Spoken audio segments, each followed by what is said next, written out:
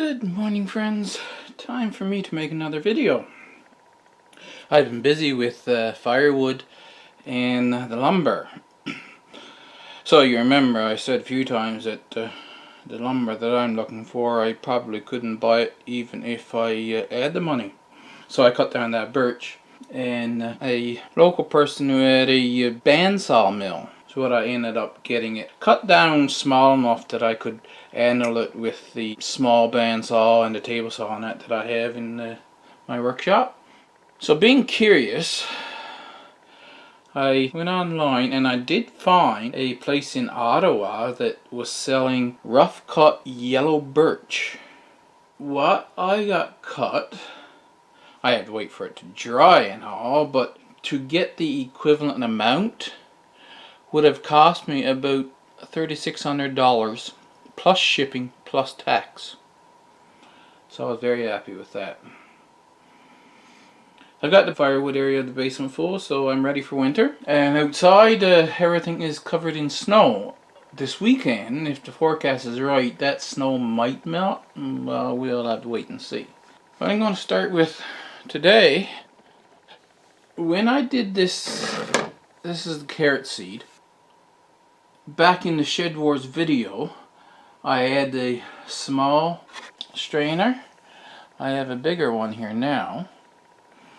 And a couple weeks later, I harvested some more seeds. But when I harvested the first lot of seeds that I showed you, the humidity was about 62% outside. When I harvested these, the humidity had gone up to in the low 80s. So I got them from the flower head that they were in, but when I went to clean them, I found that they were too soft. So I put them back here, and they've been sitting here quite a while. They've been dry for a while now. It's just that I was doing other things and they weren't in my way, so I just left them.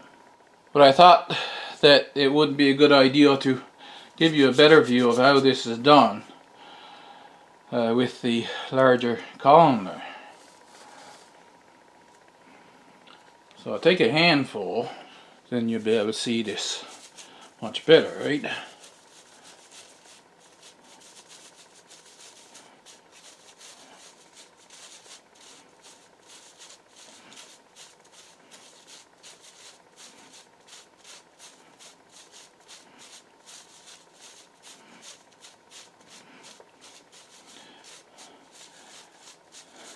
That's what I do.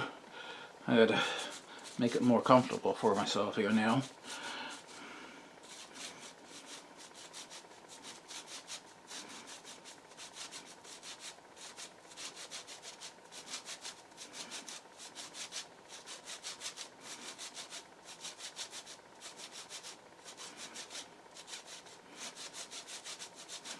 It seems to be coming clean easier.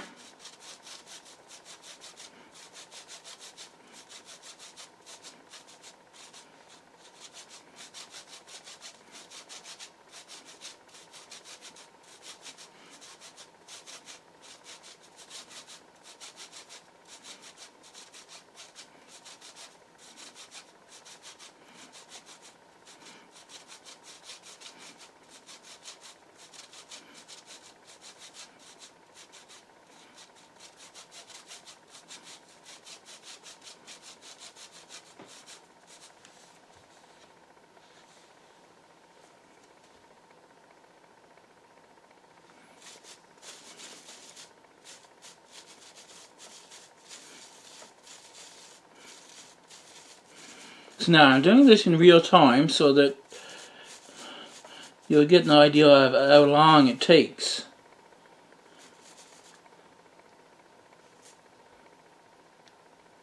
They seem to be fairly clean now.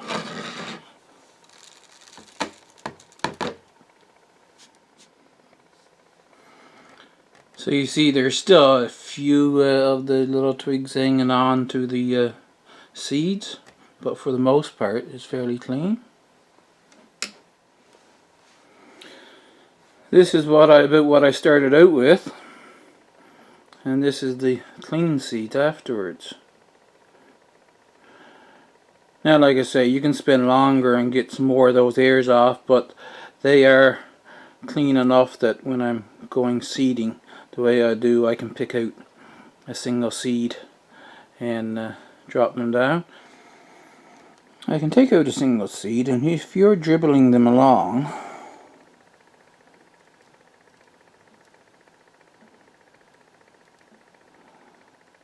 you see that's just as good as if you're dribbling the other seeds from the purchased packet. So having them perfectly clean I don't think is necessary.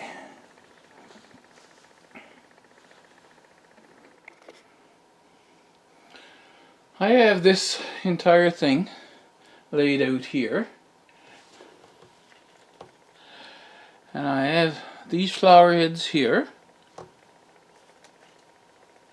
I'm going to clean them all out. I have the ones that we cleaned out before over there on the coffee table, and I'll bring you back once I got them cleaned, and I'll show you what carrot seeds we got out of just 2 carrots that we planted in the spring.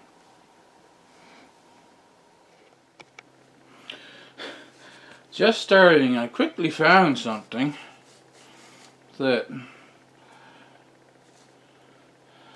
if I put seeds in there and I hold it against my chest,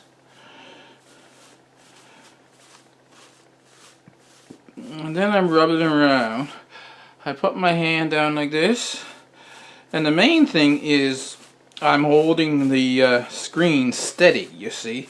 When you're doing this kind of thing, it is common that if you can lock your apparatus in tight where it doesn't move, then what you're doing, what you're processing, gets processed much faster.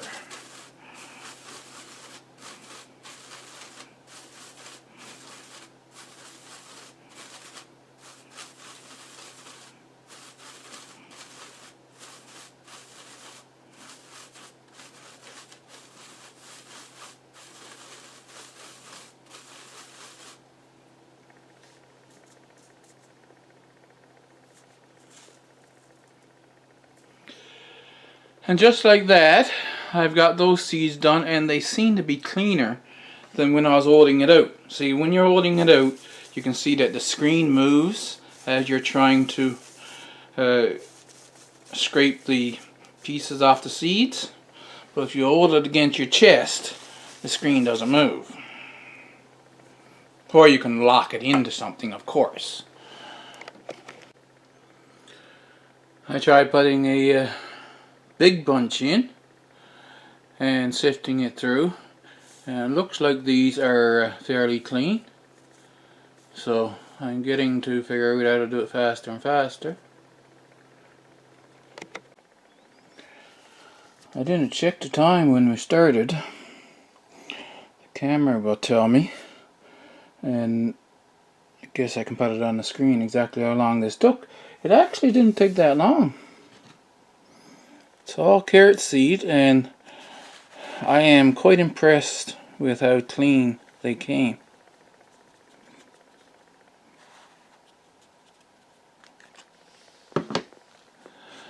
This is the pile that is a little bit of the twigs from the flower head, but mostly the little pieces that were sticking off the seeds. So that'll go in the compost.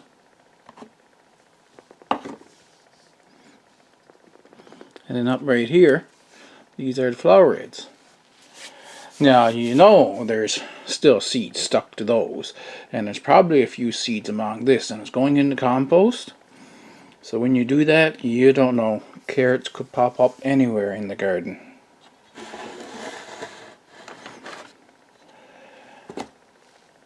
Question is, how many carrot seeds did we get? I went online. They say it's about 850 seeds per gram.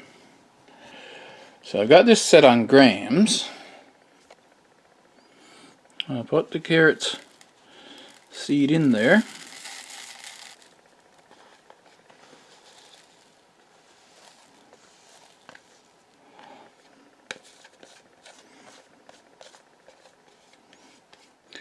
See, that says 79 grams.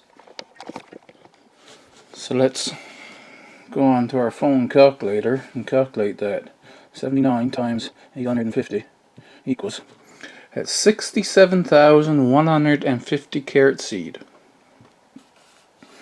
in just 2 carrots I set. Now there was a lot of flower heads on there that didn't get the time to mature. I think about half of them, but I'm not going to say, it might be less than that. And the other thing I'm going to say is that I'm going to take 25% off because, well, it's just me using the screen. I'm not a professional seed cleaner. So if I multiply that by 75%, so 0.75 equals, I still have 50,360 carrot seeds at least in there out of 2 carrots.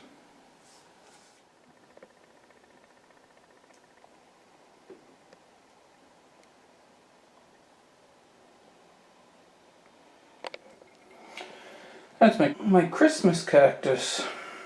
It started from a cutting 2 years ago, I believe it was. This is the Tiny Tim, still going. So lavender. This pepper plant I was trying to get going and trying and it wouldn't do anything. I put it in that pot and I started up, and then when we started getting cold nights, whether it's the cold nights or the day length, I don't know, but it's gone dormant again now. It's not dead, it just went dormant. And I don't know if it's waiting for longer days or what. It's still moisture in here, and I fed it with the fertilizer, so we shall see.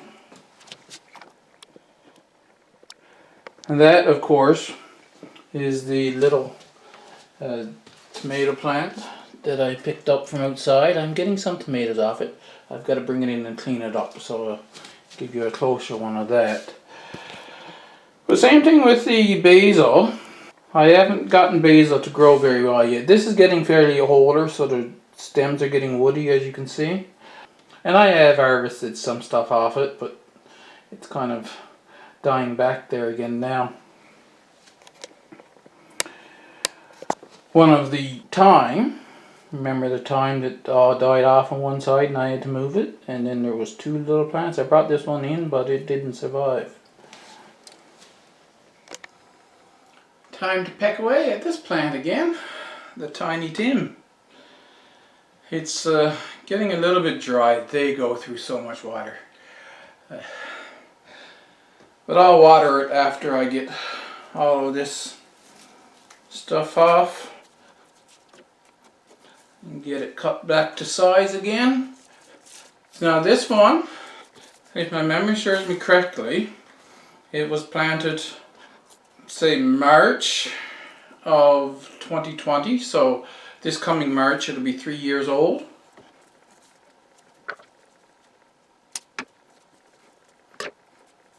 And if you're going to keep them in a pot like this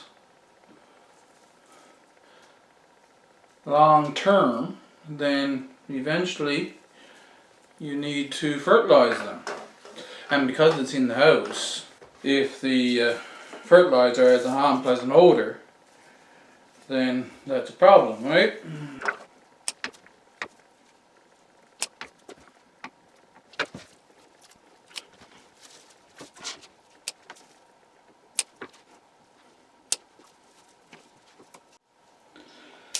Parts where the flowers were, the fruit was, that goes hard after you pick the fruit.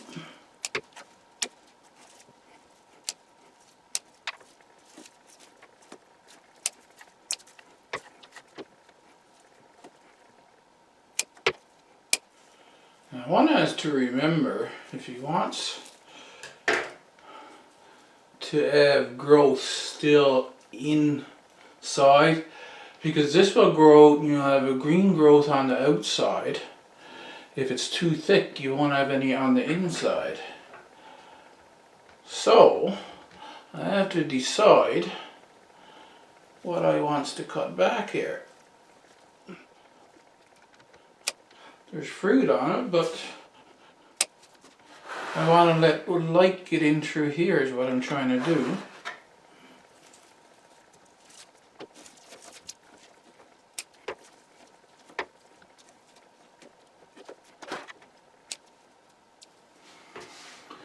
Do have aphids on there, but they're not very bad. This plant seems to be fairly healthy.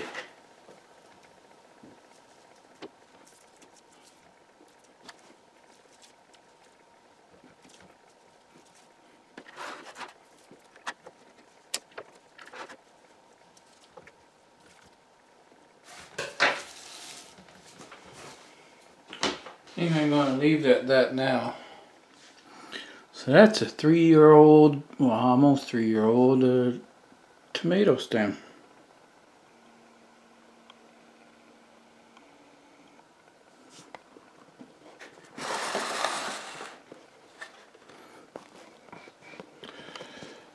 You got a tomato here. Some flowers just coming out up right here. I have a tomato getting ripe here. And another big one beside him. A little buddy right here. And there's several flowers, buds coming out. And you see this little tomato here. It's producing tomatoes all the time.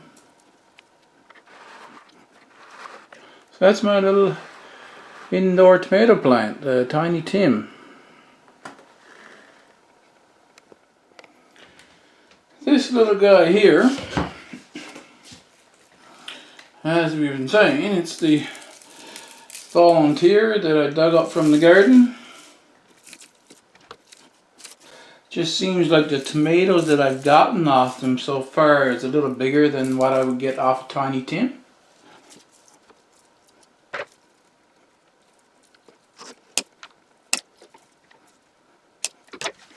And it's struggling a little bit because it's more attacked by aphids than what the Tiny Tim is. And it's got some whitefly on it too. I'll have to bring it in and spray those off. But other than that, it is coming along nice. I think just keep the whiteflies and aphids off it. And after a bit it'll liven up.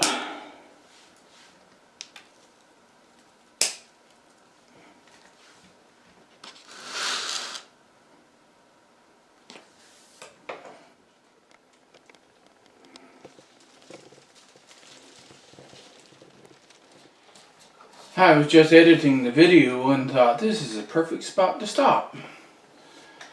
This is why I grow winter squash, eh?